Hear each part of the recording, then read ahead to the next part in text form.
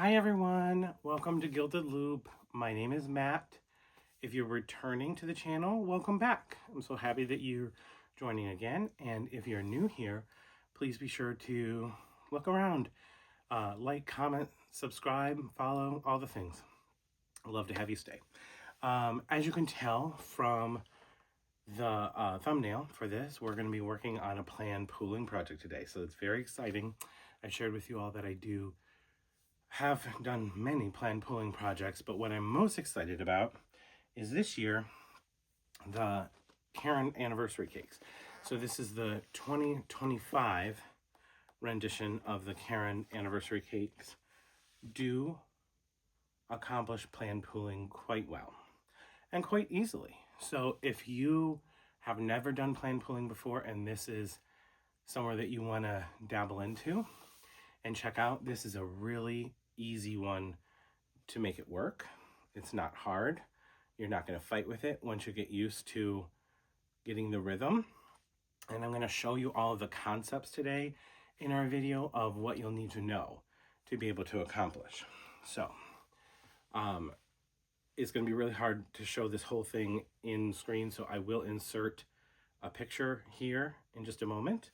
But this is the color Oceana, and it is blues and greens, and as you can tell, it comes off with a argyle effect. It's quite large. It is, I would say, approximately about a throw size. I'll go ahead and list in the description below the exact measurements of it. So if you wanted to see what it worked out to for me, your measurements will be the exact same if you follow my instructions, because there really is, with this particular stitch pattern, there is only one size that you can make this. Now, planned pooling, the big thing that you need to know is not every yarn works with planned pooling. You have to have a yarn that is capable of working with it, and the thing that makes it eligible is each colorway has to have a consistency in its measurement. So the colorways have to work out to be pretty much about equal on all of them. So you can't have, you can, but you typically, if you want it to be easy, you want all the colorways to really have the same distance. They can't be super short and they can't be super, super long. You want to have somewhere in the middle. And that's exactly what we're accomplishing here with this. This is a granny stitch. This is stitched in the granny row technique. So if you've ever done a granny row blanket before, you will be able to accomplish this. If you've ever done granny squares, you'll be able to accomplish this as well. If you've ever done a granny stitch, which is the cluster of 3 together, you will be able to accomplish this as well. I'm going to share with you in a moment when we go over to my close-up table exactly how to accomplish this. I want to lay out some ground rules for you. To make your life easier, you're going to have to not be as regimented and strict as you may normally be with yourself when you're crocheting. We are working in clusters of 6. So each color has 6 granny clusters. Now the color is pretty consistent as far as length. Sometimes a little bit shorter, sometimes a little bit longer. So you might have to be okay with one of your granny clusters having 2 stitches instead of 3, or one having 4 stitches instead of 3, or having some clusters be crocheted a little tighter and some be crocheted a little bit looser, just so you can make sure that you can get those exact 6 clusters. So again, I will show you all of the concepts on how to make it work, but the most important thing for you to remember is when you're looking at this, you're going 6 clusters and they have to be askew by 1. So if you can see here, let me pick a different color. See how this mint green is, how we have 6 clusters on this row, but the 6 clusters on this row are exactly 1 stitch over, and then the 6 clusters on this row are exactly 1 stitch over, and exactly 1 stitch over from there. And that's what makes it have that running diagonal look throughout the pattern. It really is quite attractive. I haven't put a border on this one yet, but I did order some loops and threads Charisma yarn. It's the closest match that I found to this, and that's what I'm using for my border. So I bought a lot of the different Caron Anniversary Cakes, and I'm using the loops and threads Charisma, which is a 5-weight, but it's almost identical to this. And I'm doing that for my border. So I'm using dark blue for this, so it'll actually turn out to be like this color, like the navy color will be the border on this. And for example, I'm going to be showing you and demonstrating this stitch pattern with this opal color.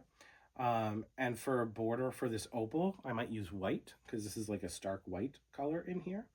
The Charisma doesn't have a huge colorway, but they've got ones that will work for your borders, or if you're trying to do some other coordinating color. You can get away with the loops and threads Charisma. I am using 2 skeins for my border. I could do it in 1, but I'm going to do a little bit of a thicker border. Not exactly what I'm sure I'm going to do yet, but I think I'm going to do shells or something. So I did order 2.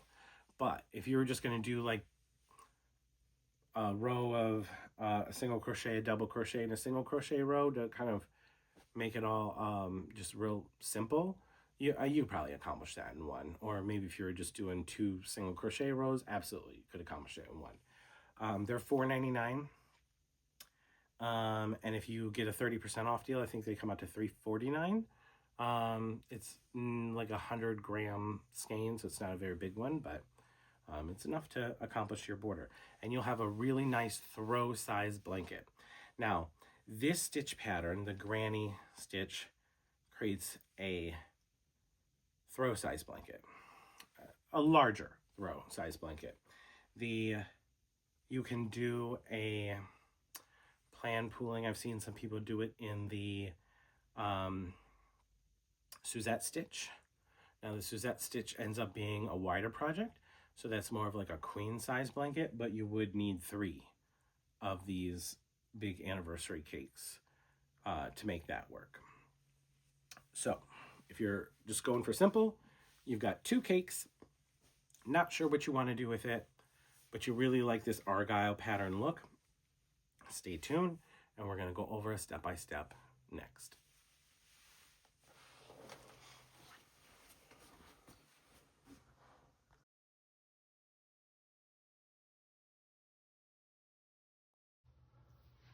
Okay, so first thing, I just want to really show you this on this close-up table so you can really get a better look at what the argyle pattern turns out to look like. I'm going to try to zoom out a little bit so you can really see. Again, I do have the larger picture, but this will really give you a better idea. Again, this is in the oceana pattern, or the oceana colorway. So the opal will, of course, turn out to look, actually it looks very green with some color pops of the pinks and purples, but this is really pretty. You've got lots of, if you have this colorway that you've purchased, it really is quite gorgeous. I'm really going to try to zoom out a little bit further so you can really see.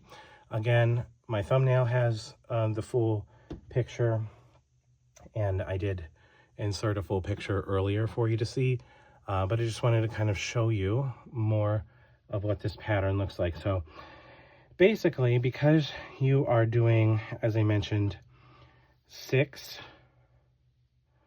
and then you're moving over 1 and going 6, and over 1 and going 6, it is creating it on this diagonal here. And because that is happening with every single color, every color is going on the diagonal, so you're going to have all of these squares here. Some will be a solid color, some will have 2 colors in it, but when you step back and look at everything all together, it is an argyle pattern, and it's absolutely stunning. I just love it. I think it turned out great. There are a couple things I wanted to show you. Now, there are some inconsistencies in the yarn this year. For example, you can see here how some of the inconsistencies in the yarn. You see how it's kind of like there was some color bleeding. And you can see a little bit more. There's some color bleeding through here. But for me, it just adds a little bit more character. Now this one had some white color bleeding come on through. I probably should have cut this little section out, but I didn't. So there are some discrepancies in the coloring of the yarn, but for the most part, it's pretty good. The colorways work out really nice. Now, I will show you that there are some sections that I did cut out. Like, for example, I cut this section out. There's no white in this. This was supposed to be this blue color, but the dyeing just didn't turn out just right for it, and it had a lot of the white in it. So I just cut that out. And then I tied it back together and kept on going. So just know that you might need to do that too. And that's okay if you do. I'm going to apologize in advance if this video does turn out long. Color pooling is something that is hard to explain or go over in a quick process.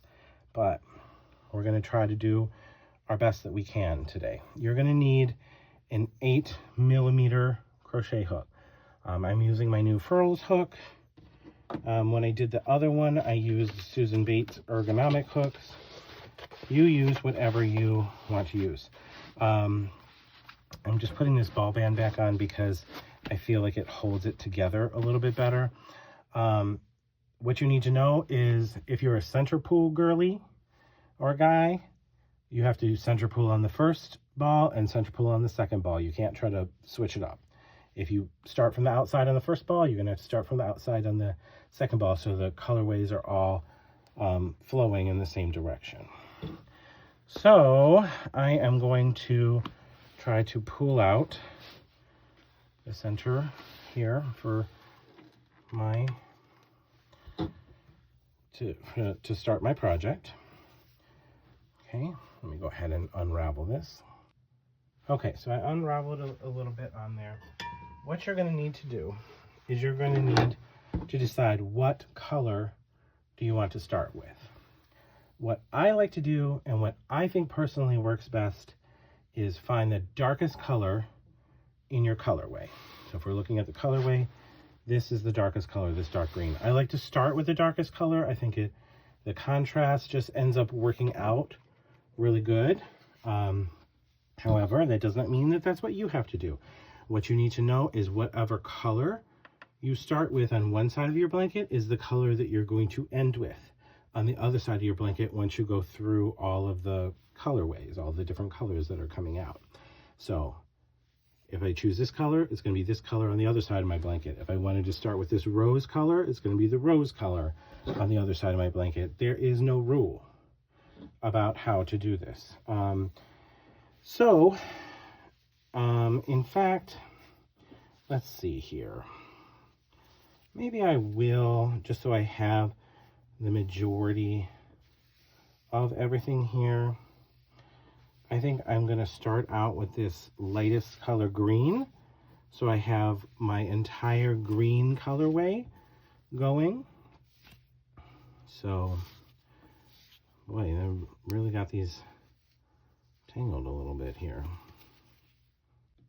Okay, so your first row, which is just your chain row, it literally doesn't matter what's in it. This is just your foundation row. What does matter, for me at least, I want to make sure that I'm starting with an entire colorway. You see how this is just like a portion of a colorway? It's not the whole stretch. So I'm going to start with this rose color. I'm going to cut it right where it begins. Okay. So let's go ahead and make your slip knot. Now you can make your slip knot however you make them. This is just how I make mine. Now, what I want you to do is you are going to go ahead and chain You're using your 8mm hook, and you are literally just going to go through and keep on chaining. It doesn't matter how long your chain is. You don't have to count. It doesn't have to be a certain length. You are just going to go as far as you can. Okay, we're going to go ahead and start with our foundation row. Now, you can start with any color in your foundation row. Doesn't really matter. Okay, go ahead and make your slip knot. Now I'm doing the slip knot how I make mine. You make yours however you were taught. And what I want you to do is, again, we're using our 8mm hook. You're going to go ahead and chain. Don't count your chains. It doesn't matter. Okay? What I want you to do is you are going to chain through 3 entire colorways. Okay? So for me, I'm going through rose, then I'm going through lilac, and then I think white, whatever that comes up with.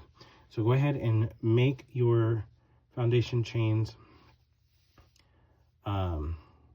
through 3 entire colorways. Okay, so I got through 3 entire colorways. So my rose, my lilac, and my white. Now, what I'm going to instruct you to do here is going to be different than how you would normally work a project like this. Okay?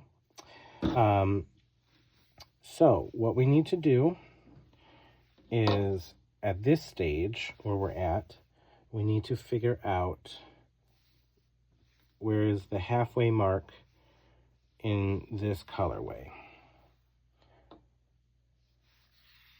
So the halfway mark is right here. Okay, so what I want you to do is I want you to continue chaining. Your starting chain is going to be way longer than you need it to be, but we just wanted to start at the exact right moment. So either you can continue to chain until you're halfway through this colorway, or you can cut it off now and just put it back on.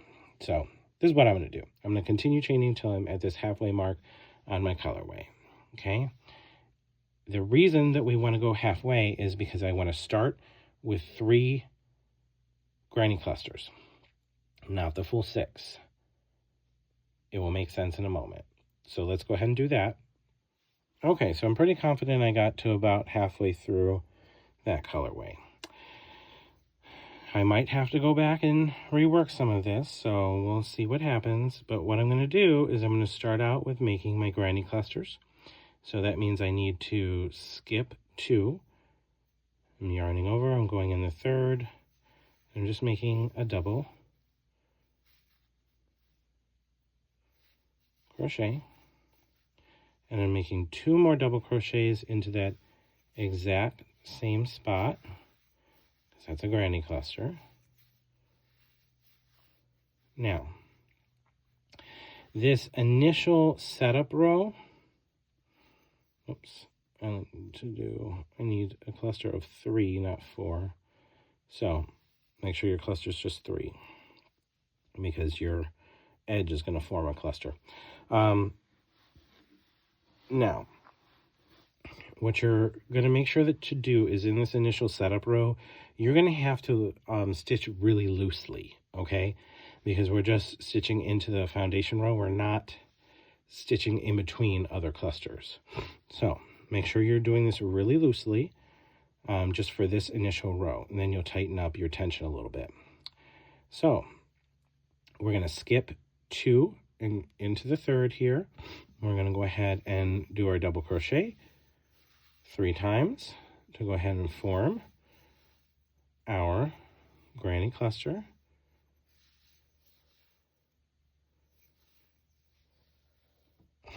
I might have too much here, but we'll see. You're going to constantly be looking at that.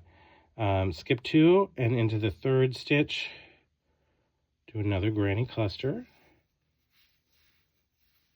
Very loosely.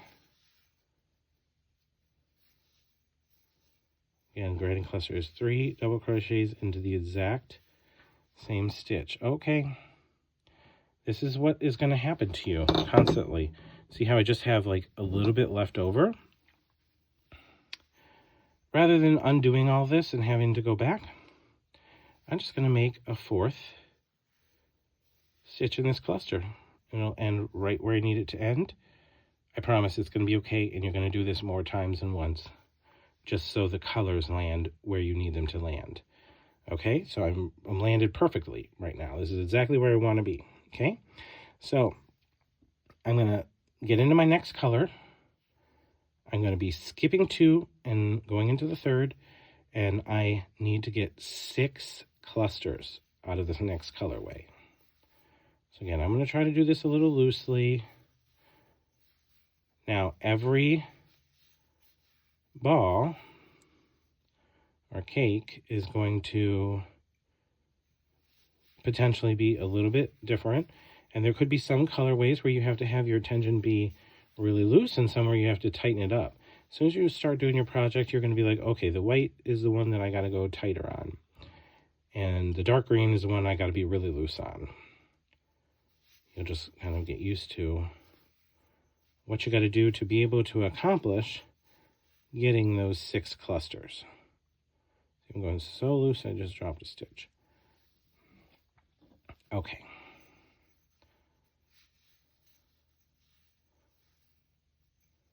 Skip 2 and into the 3rd.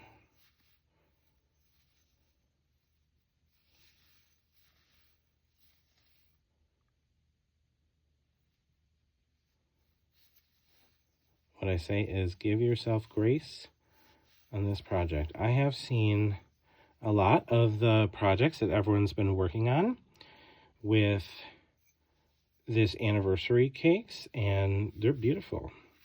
But this one is different because you see a lot more of the solid colors within the project rather than them all being, you know, what you would get out of a typical variegated yarn where they're all just kind of blending together. Oh my, this is really fussing with me here. Okay. So far I have 1, 2, 3, 4, 5. Skip 2. Now this last one I might have to be a little tighter on. See? Definitely don't think I'm going to make 3. Nope, see, I only got 2 out of that last one. So I could pull everything out and try to have my tension be a little tighter. That is an option. Or I can just go with 1 cluster that has 2. And that's what I'm going to do. I'm just going to pull this out and have my cluster of 2 in this one. So my last one in the row has the full 3. Again, you're not going to have perfection in this. So if you are someone who wants it all to line up perfectly, you're going to spend a little bit more time with this. Like, you would have ripped out this entire row and tried to have your tension be a little tighter, which you could do. I just know that there's going to be other sections in this project that are not going to be perfect. So I'm just going with it. Go with flow. So I got my 6. Now I'm on to my next one. And sometimes when you just have a little bit of leftover here, I'll just chain 1 just to get to have the color line up just where I want it to. And I don't chain 1 between every color, just sometimes when it's needed. It is all about getting the colors to just line up where you need them to. That's what makes your project work. That's what makes it turn out so pretty. I am so interested to see this opal worked up in this pattern because I had seen it worked up in the Suzette stitch as a full queen size blanket, which was beautiful, but I don't think I've seen it worked up in the granny row. And I love the way that the oceana turned out, but this opal colorway, I really loved, because when you see it on the shelf, it doesn't read green to you. But it's got a lot of greens in it, and as y'all know, green is my favorite color. But it's got a lot of like nice greens, like the sea glass and the foam and the more peacocky colors and white. And it really just has the two colorways of the purples, which just highlight it that much more. I have seen that when it's worked up in just a regular variegated project, the purples take over.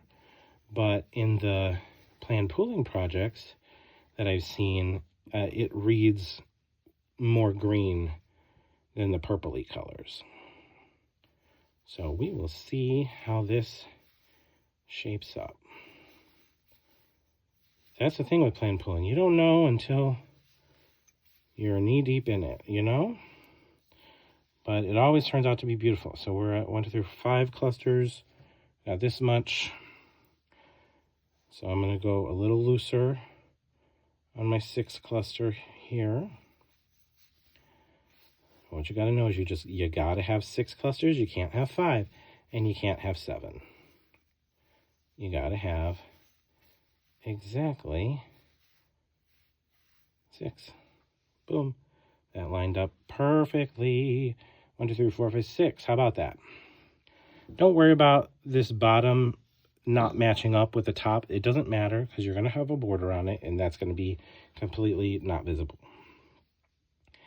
All right, so what I want you to do is continue to go across, do 6 clusters in this rose color. Then we're going to go ahead and do 6 clusters in the lilac color. And you are going to continue to do 6 clusters in every color until you come to this, what would we call this? Sea glass green. When you're back to the sea glass green, finish 3 clusters. Only 3. And I will meet you back there. Okay. So we've made it all the way across the first row. So we started with 3. Again, you can start with any color. I started with this light green color. And we went to the medium green. We had 6 clusters. 6 clusters of this peacock color. 6 clusters of rose. 6 clusters of lavender. 6 clusters of white. And we ended with 3 clusters of that light, like sea foamy green. I just measured this. It measures 48 inches long. So that is a great size for a throw. And I think when you have a border put on, you're going to be 50 to 52 inches wide, which is a perfect size for a throw. There are 2 sizes that you could do with this, because you have to go through the sequence of colors, right? Because it's this exact sequence as you're going through the whole skein. So either you could end with 48, or you can do double this and do a full king size, and that would they give you, like 90 something? So you'd have like an oversized king blanket. So either you have a throw or you have an oversized king blanket, if you're following this pattern, because it's going to repeat this exact sequence throughout the entire skein of yarn or cake of yarn. Okay, so those are really your choices for those 2 sizes. You're going to have a super long tail here in the beginning, where we started.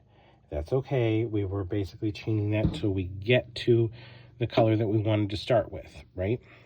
Okay, so we're going to cut this off in a little bit, but I'm not worried about it right now. We'll come back to that. I want to just get in to this second row really right now. Okay, so we ended with doing the 3. Now we need to go up a row. So we ended with that 3rd cluster. I'm going to chain 3. I'm going to turn my work. Okay. Now, this is just like any granny row So what you're going to do is you're not doing anything else over here. You're coming into this open space to work in next. So we're going to do a cluster of 3 into this open space. Now, your turns are where it gets hard sometimes, just to get everything right. And the reason is because you have this chain 3 here, which is taking up some space, which means you got to tighten up your tension, or you got to be okay with having one cluster just have 2 in it. So your turns is where you got to pay attention, because you got to be able to get it to do the diagonal effect. Okay. So I'm going to start with trying for the 3 and just having a tight tension. We'll see how far I get. 1, 2. Okay, this is how much I have, and I need to be able to get into this cluster 3. So I'm going to leave 2 right here so I can get everything right, and I'm going to still make sure that my tension's pretty tight here to be able to accomplish a cluster of 3 here. And I pretty much ended exactly where I want to. So see how that worked out? And I have this colorway is going on the diagonal right now. This second row is really where you make yourself or you break yourself. So you just got to pay attention on this row. Okay, so we're going to go ahead and get 6 clusters out of this next colorway.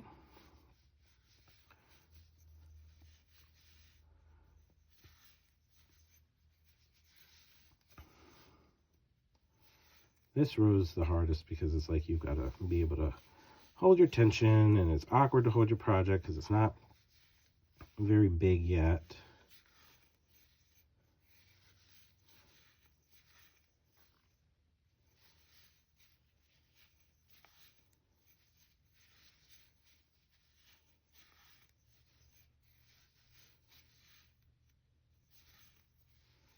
So we've got 3.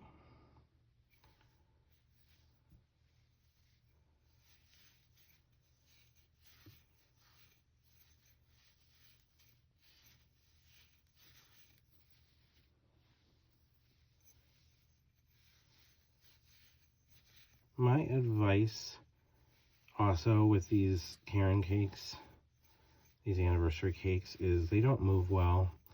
Once, if you're pulling from the center, put it in a bag, put it in something that you can carry with you. If you're going to move from room to room, or leave it all in one spot. Otherwise, they tend to unravel. And you don't need a knotty mess. Just a tip. Okay, so here we're at 6. I got 2 here. I don't have enough to make a third, so I'm just going to chain 1 till I get my color to where I need to get it. Again, our goal is to get 3, but we got to be okay if we don't. All right, go ahead and work 6 in each color across, and I'll meet you at the end. Okay, so I've gotten pretty far, and we can see I'm still on the diagonal here. Now is where we run into some trouble. Now, this trouble that I'm about to go over with you, you're not going to run into it a lot, but I just started a new colorway. It was going into my white, and I found a factory knot. Now, when you find a factory knot, this is certainly not an entire white colorway. So, that's the other thing, is you can never, ever, ever trust a factory knot. Sometimes, it's okay. But what you have to check is where the factory knot is it making the yarn color that you're supposed to be on be shorter than it normally would be? And in this case, unequivocally, yes. So what am I going to have to do? I'm going to have to pull out an entire colorway until I make it to white. There's my white. Okay, so I am snipping right at the white. Okay, and then here, what I'm going to do is I'm going to snip pretty close in with the white. I'm just trying to make sure I have an entire white colorway. And then what you just pulled out, say bye-bye. It's garbage. You can't use it. All the colors are not full. You don't have a full consistent thing. So I'm just going to pull out a little bit of those stitches, and I'm going to go ahead and attach here. Now I'm going to show you how I join. This is, I think it's called a seamless join. Let me zoom up a little bit. And for my seamless join, what I'm going to do is I'm going to take this end, and I'm going to come through. The most important thing is I want my tail to come this way. So I'm going to come through, I'm just going to create a single knot, and I'm going to make sure my tail is coming this way. Okay, and then I'm going to come into the other end of this. I'm going to do the same thing, just creating a single knot and making sure this time that my tail is going this way. So tail this way, I've tied off twice. Now I can pull, and these will join together, and I can snip off my ends and not worry about this unraveling. It will stay together. I can actually come pretty darn close.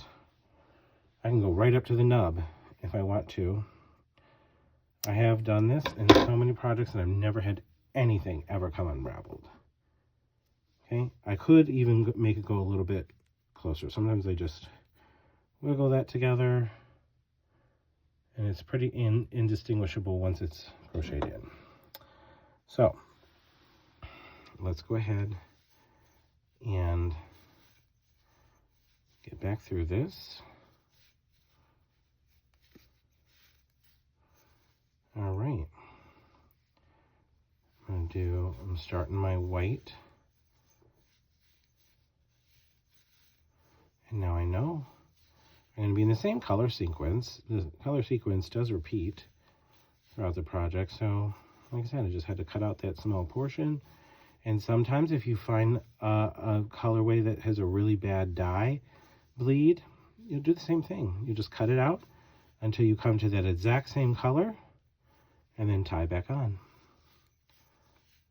I know that the whole purpose of these anniversary cakes is that you don't have to worry about tying stuff off, but it's okay. I promise. You're not going to see it in your project.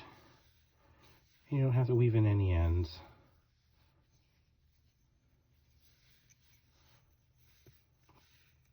Okay.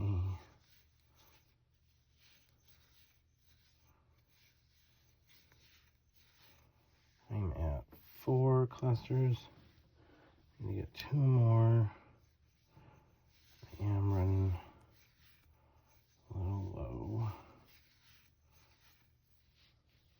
Probably going to just have the 2 be there. Now I could have given myself a little bit more grace with this white, but I'm still learning about the white, if it's going to be one that I have to be tighter with or looser with. So now I know that the white is a little more less forgiving, so I'm not going to have quite as much to work with on the white. There we go. I should have my 6. 1, 2, 3, 4, 6.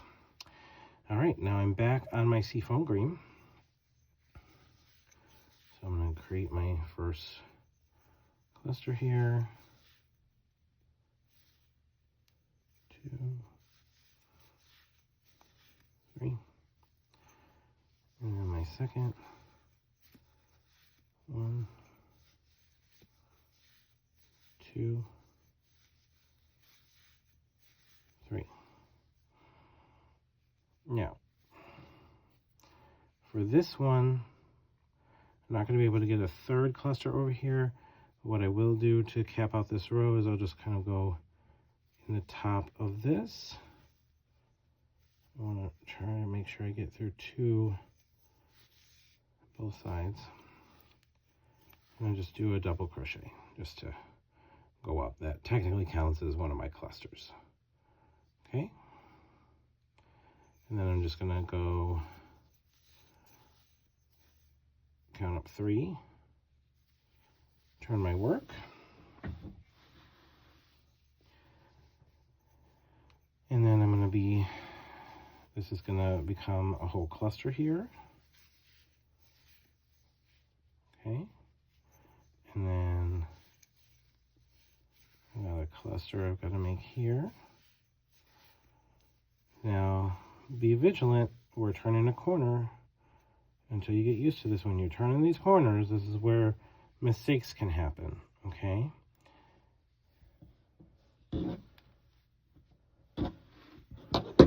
All right. Okay, and I'm going to go ahead and have another cluster here. Now, I'm going to have a little bit of variable because I just chained 3 here. So I used a little bit of extra yarn. Remember, our corners make us or break us. I need to get to this cluster right here. I have to have a whole cluster here for the diagonal to go like this properly. So I'm leaving that one at 2. And I'm going to crochet a little tighter here to be able to get my 3 that I need. Okay, I got my 3. Now, this is where it really starts to form. Now, you might think that the diagonal is here, but it's actually right here because you're going to have colorways in between. So it'll really start to form the more rows that you have. So this is correct. Now, what I want you to do is go ahead and do your 6 clusters in each color. Let's try to make it across the row, and I'll meet you at the other end. All right, so I've made it down this row, and as you can see, this color and this color are the ones that I'm checking to make sure that are on the diagonal. So it's like every other.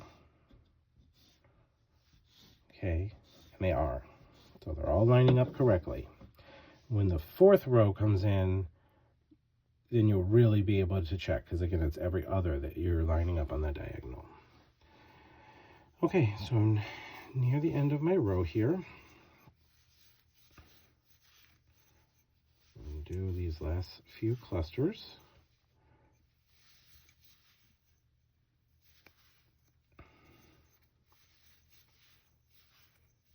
Thank you for sticking with me.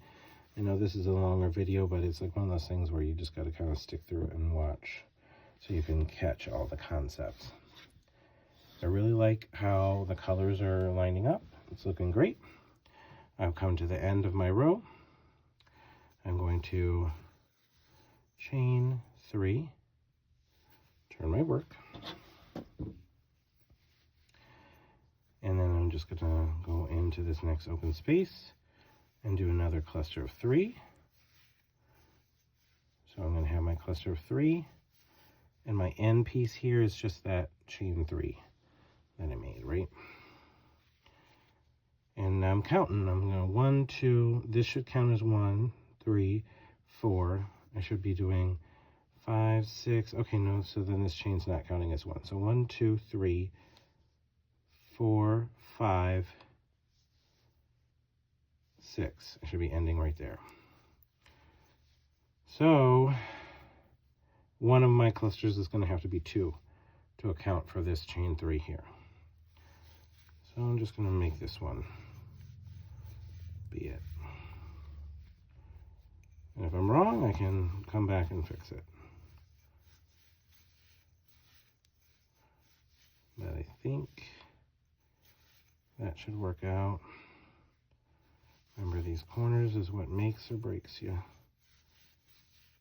2, 3. It's going to go a little tight. Yeah, good enough. All right. So there's my diagonal. So I'm good.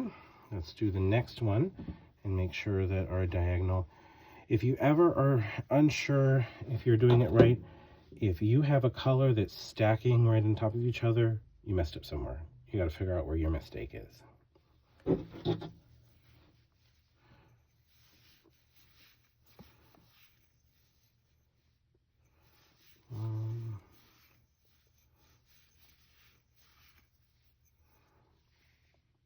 Okay, let's see, we've got our diagonal forming. Let's do a couple more and I'll check back in with you. Okay, so we have finished our 4th row. Now, if you look closely here, this is where you can really start to see your project forming. So, if you look here, you can see this seafoam green is going up this way. This green is going up this way. This green is going up this way. But on the converse, this lilac is going up this way. This white is going up this way. So they will crisscross and create that argyle pattern as you go through. And then you're going to have some that are solid. So because I started with the greens, my very dead center here at the bottom is going to be this rose color, and it'll end up forming this triangle. Okay, so let's talk about how to correct our sides. All right, boom, I just chopped it. That's literally what I'm going to do, is I'm just going to pull, sorry if that was off camera, I'm just going to pull these few stitches out, and I'm right here in the stitch I want to be in. I'm going to pull that tight. And I'm just going to, just for a little bit of added security, pull another knot on through. And then I will weave in this end here on the end. But that kind of caps that off there. Now our other side, we didn't have anything, so now we just simply snip that. We'll cap that off, we'll weave in that end, and it will be in our border, hiding. All right, so we have done our 4 rows. We're really starting to see this come into action. As you can see, you're going to have this triangle forming here with just a solid color here. This is going to form a triangle here, like that. And then you have on this end, it's going to form like this and continue to go. So let's go ahead and do a few more rows, and then we'll check back in together on our progress. Remember, as you go, your corners are the most important. Sometimes what you think is 6 clusters, maybe 5, it might look like 5 to you, but one of them is just the chain 3. Your most important thing is you want it to line up correctly. So as I'm going here, my color ended here, I've got to get my cluster in here, so it continues to go on the diagonal. Okay? Pay attention to your corners. Don't trust factory knots. You can trust but verify if they look right. Just if it looks okay, you can continue to go, but sometimes you got to do what I showed you earlier. And let's make a couple more rows until we really start to see the pattern forming, and then we'll check back in together. Okay, so we have made it through several more rows, and this is what we're looking like. I wanted to work up just enough of it for you to be able to see a lot of the color changes that happen when you're doing this plan pooling, so you can really see the argyle effect that is really going to come into play with this. So let me just move my hook so it doesn't fall. All right. So here is what we're looking at, or looking like. Sorry, I can't get it all in frame at once, but this is what we're looking like. So as you can see, where we started here, this is going up on the diagonal, and other colors are going up on the diagonal in the opposite direction. And you just end up with these squares to where you have the 2 colors in the square. And then you'll get to the point where you have some that just happen to match up to where they are one solid color in that square. As they This color crosses this way, and this color crosses this way. And you'll also notice here, what I wanted to point out is as your colors are going up, when they stop at the corner, then they start to curve and go up this way. So I hope that you enjoyed this tutorial about how to do the planned pooling using the granny row stitch. I hope that you get a chance to make this project. And if you do make it, let me know. I would love to see it. I'm going to turn on community commenting, so you should be able to post to my page if you wanted to share any of your projects. But otherwise, you can use any of the Caron Anniversary Cakes and accomplish this. It will take 2 cakes, is going to give you approximately a finished size of 48 to 50 inches wide by about 70 inches long. So that's a really nice size throw. Some people might even say like oversized throw. The one thing that I have noticed so far, just from what I've worked up in this opal color, is that the color dye overbleed is existing in some areas, but it's minor. It's nowhere near the prominence that I was experiencing with the oceana colorway. The oceana colorway, the blue one that I showed you in the beginning, it really had a lot of dyeing inconsistencies, or just not inconsistencies as much as bleeding, color bleeds.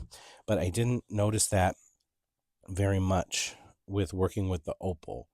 So this opal was really nice to work with.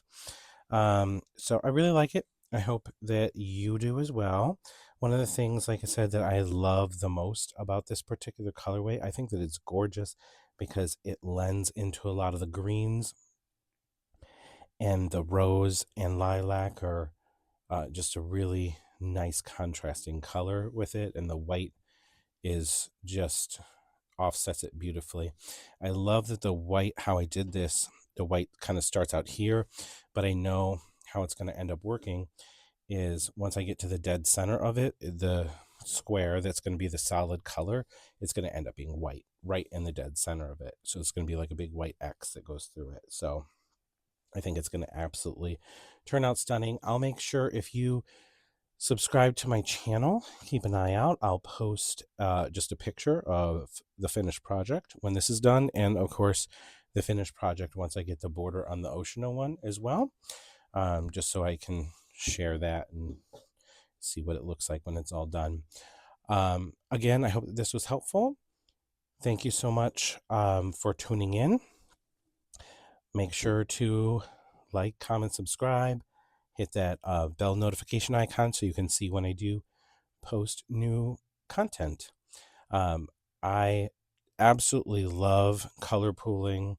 For me, it's just a matter of finding the right yarn that color pools easily. I don't like to do the color pooling that is hard. I have some projects that I could even show you that were immensely difficult with the color pooling and very, very frustrating. But this one, it's really easy. And I'll tell you, as soon as you start going, you're not worried about, am I on my 6th stitch? It's not going into my 7th. Like, you get a rhythm about it, and you're like, all right, you can almost just keep on going without even having to look.